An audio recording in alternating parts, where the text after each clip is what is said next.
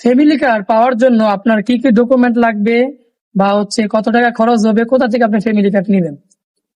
Family card নেওয়ার জন্য আপনাকে 10 তারিখে আবেদন করতে হবে। 10 মার্চে আপনাকে আবেদন করতে হবে। আপনি আবেদন আপনার জেলা থানার যে ইউনিয়ন পরিষদ চেয়ারম্যান অফিস আছে সেখান থেকে করতে পারেন, বা আপনি 10 তারিখের পরে অনলাইনে করতে পারেন। এখন আবেদন করার সময় আপনাকে কি করতে হবে? আবেদন করার সময় আপনি যে এনআইডিটা আছে ওই এনআইডির নাম্বারটা আপনাকে দিতে হবে, যেন জন্ম তারিখটা দিতে হবে। দেন আপনাকে এনআইডি দিয়ে আপনার যে সিম নাম্বার আছে ওই সিম নাম্বার দিয়ে আপনাকে অ্যাকাউন্ট ক্রিয়েট করে আবেদন করতে হবে। আর আবেদন করতে পারবেন শুধু একই পরিবারের একজন, 2-3 জন আবেদন করতে পারবেন না।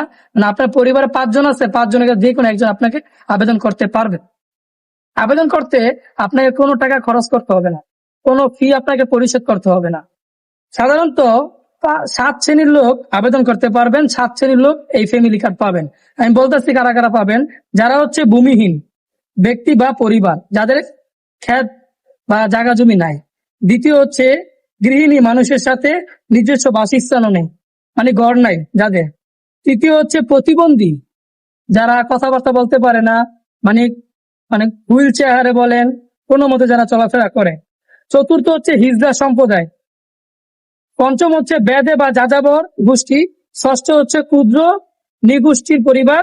আর সপ্তম স্বল্প জমি মালিক, যাদের জমি জমা 0.5 একর বা তার কম, তারা ফ্যামিলি কার্ড পাবে।